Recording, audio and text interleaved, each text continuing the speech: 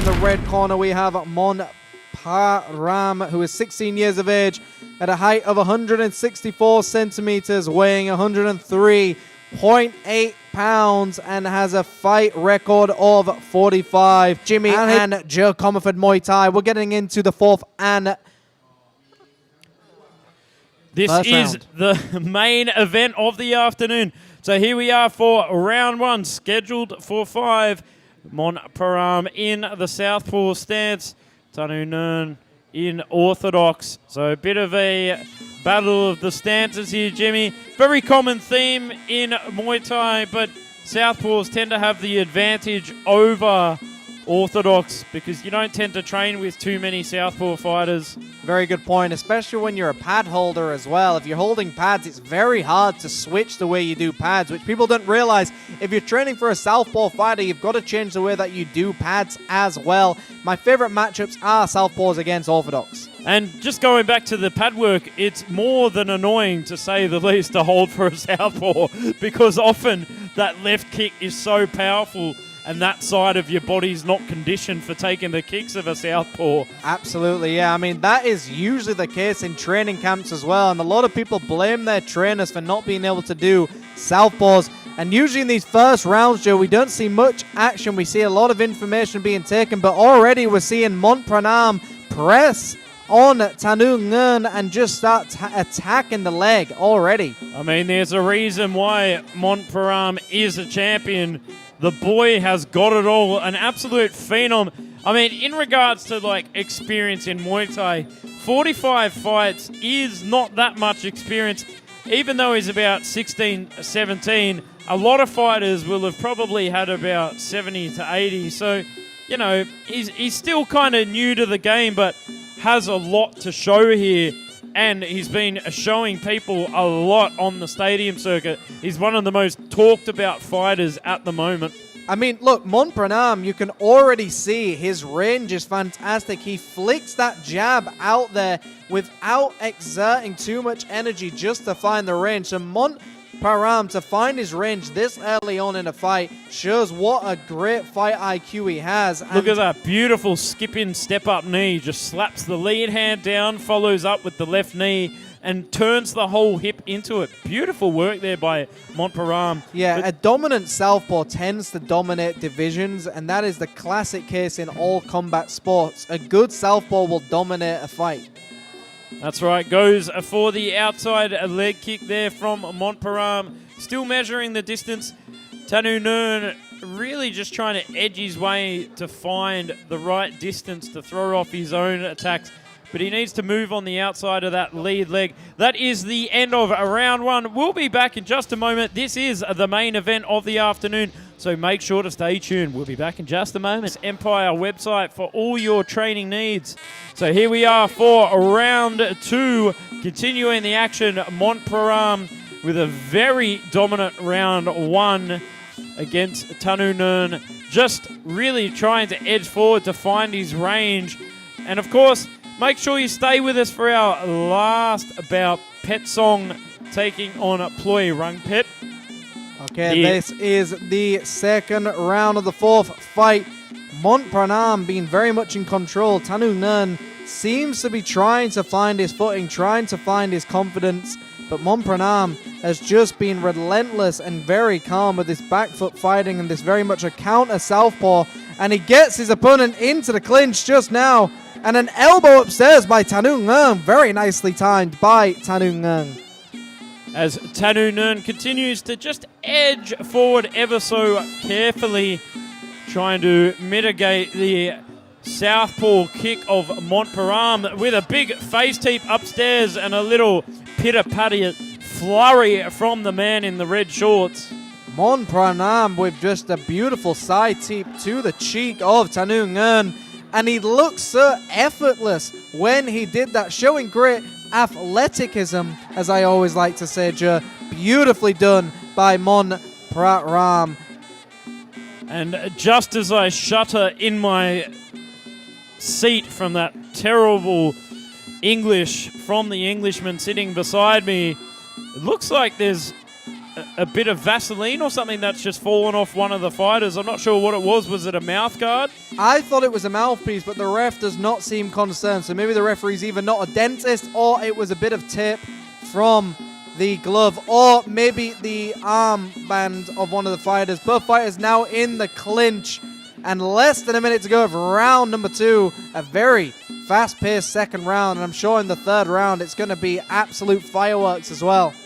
And Tanu Ngern on the forward hunt here, but Mont Praram just sitting nice and comfortable on the back foot there, trying to draw Tanu Ngern into the distance where he wants him. And a little bit of a stalemate there on that last clinch exchange. And there you can see that classic southpaw draw strategy from Mont Praram. Just sitting on the back foot, pushing the hand out, just guiding him in to the southpaw kick. Lulling him in for a knockout shot. Are we going to see a knockout in the third round, Joe? Is that what you're predicting? I don't know. My crystal ball is looking a bit murky like my cranium today. That is the end of round 2. Make sure you stay with us for this main event match. And you can now use it against him. But look, Tanu Ngern has had moments where he's landed some clean shots. And if you get too complacent, then that's when you walk onto shots. Anyways, we are into round number 3. Mont Praram in the red, Tanu Ngern in the blue. And a very fast start from the southpaw Mont Praram to just start dominating Tanu Ngern in the kick war. That's right. I think he's just having a field day with him at this point. Just playing with him, toying with him. Nice lateral movement from the man in red. Very intelligent style of fighting, but as soon as you switch off, Tanu Ngern is quick to snipe you. So Mont Praram just needs to be very careful. He doesn't get too complacent in there. The Tanu Ngern has a very large scoring section as well. But a beautiful 1-2 by Mont Praram as he presses forward. Mont Praram has got that beautiful style where he sits on the back foot, draws them in, but has the ability to explode in and attack as well, catching Tanu Ngern off guard there. Tanu Ngern just weathering the storm, it seems like. I think Mont Praram is completely in control of this fight, and he is taking it where he wants to. The big side teeps, the karate-style kicks, sending Tanu Ngern back. He reminds me a lot of a former trainer of mine, Singpayak Murachapachambong, who sits on that back foot and has the ability to explode in. A very beautiful kick stylist there, and great balance by Mont Praram being displayed here. And you see, even with his jabs, Mont Praram using that jab just to find the range and then sends that left kick upstairs. I mean, for a young man, Mont Praram is boxing like someone who's been in that ring for more than 30 years. His fight IQ is absolutely fantastic. But all credit to Tanu Ngern. He's still firing back. He's still finding openings. Less than a minute to go of round number 3. I mean, today we're just seeing why he's such a hot topic.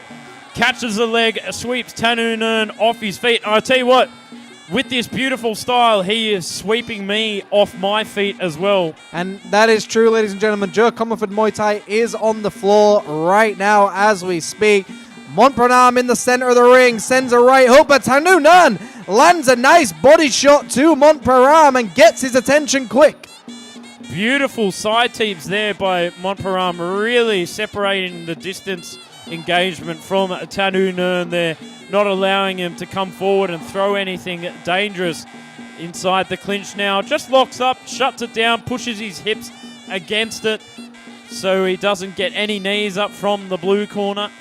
Very nicely done by both of these fighters. Tanu Ngern still making it a competitive fight, not allowing Mont Praram to actually relax at any point. And that is the end of round number 3. We're going into a 4th round in just a moment. Don't go anywhere. 2 more rounds to go. Operator, you have to smother a slick fighter. Don't try and outbox a slick fighter. Try and smother them and try and take them down and get away their confidence. That's all you can do. And I think Tanu Ngern knows that, and I think that's why he's going to make this a dogfight. We're going into round number 4. In the blue corner, Tanu Ngern. In the red corner, Mont Praram. Great defense there by Mont Praram. on the back foot again as Tanu Ngern, as you said, I think he's trying to bring the dog out in him, trying to make this into a battle. That's all you can do when you're against a slick IQ fighter. Don't try and fight them at your own game or their game. Just turn it into a different style. Change the levels. But Mont Praram, we're seeing already, knows how to change the level. But Tanu Ngern lands on top of that exchange. The referee breaks him up. Central ring once again. Just a beautiful job of coming in and out. Mont Praram doing a fantastic job of trying to shut down any forward aggression there by Tanu Ngern. But it does look like Tanu Ngern is really trying to push the pace here in round 4, trying to make up for round 1, 2, and 3. Absolutely. Mont Praram with a chest teep. Something you rarely see is people attacking the chest. And we see Tanu Ngern engage in the clinch, but once again, Mont Praram just nullifies the action. The referee pries them apart. Central ring, 1 minute 35 to go of round number 4. Mont Praram looking a little bit edgy here, bit of nervous energy. Has Tanu Ngern turned this around for his benefit as we engage into the clinch? A 50-50 as it gets shut down by the referee. Little bit slow to get out the end of the exchange there by Tanu Ngern. Maybe he thinks he has it here. Mont Praram just nodded at his corner, so maybe his corner has told him to pick up the pace just ever so slightly. Like we said, when it's a close fight in your mind, you think you're winning. Tanu Ngern probably thinks he's winning this because he's landed so many heavy shots on Mont Praram. Look at Mont Praram's corner in comparison to Tanu Ngern. Tanu Ngern looks like they believe they're winning. Nice kick there from Mont Praram, but not quite getting through on Tanu Ngern. Tanu Ngern's defense becoming tighter here. And you can see he's starting to read Mont Praram a little bit better here in round 4. But is it too late? I mean, you leave it to round 4 to read your opponent. Less than 30 seconds to go of round number 4. But those teeps of Mont Praram have been fantastic to the chest, to the solar plex, to the chin. He's been relentless with those teeps. Kick for kick at this point in the dying seconds of this 4th round, as Tanu Ngern just measures the distance there, trying to kick back. That is the end of round 4. We've got one more to go, so make sure to stay tuned with us on the Siam Boxing YouTube stream, SKS Empire Facebook and Instagram. Is employing here, biting down on the gum shield, moving forward and throwing everything he has, and that's what we saw in the last round. Will we see that in the 5th round? I'm excited to see get the dog out of here, as Joe Comerford just taught us.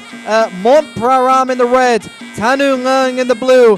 5th and final round, scheduled for 3 minutes. Mont Praram presses forward and lands a big shot upstairs. And don't go anywhere, folks. We've got one more fight. Pet Song taking on Ploy Rung Pet. Mont Praram on the forward hunt now. Could this be a turn of the tables here? Maybe Mont Praram knows something that we don't. Maybe he was below on the scorecards from that last round, the forward onslaught from Tanu Ngern, because he's coming back, and now Tanu Ngern's protecting his points here. Or maybe he doesn't want to leave it into the judges' scorecards, or maybe he wants to let everybody know, you cannot mess with me because I will finish you in the 5th.